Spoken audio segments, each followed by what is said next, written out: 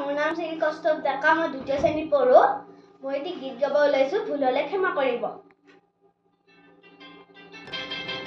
বনৰীয়া আমি বনৰ চৰাই, বনে বনে ফুৰো অনাই বনাই। বনৰীয়া আমি বনৰ চৰাই, বনে বনে ফুৰো অনাই বনাই। অনাই বনাই আমি, অনাই বনাই আমি, অনাই বনাই অনাই বনাই। অনাই বনাই আমি, অনাই বনাই আমি, অনাই বনাই অনাই বনাই।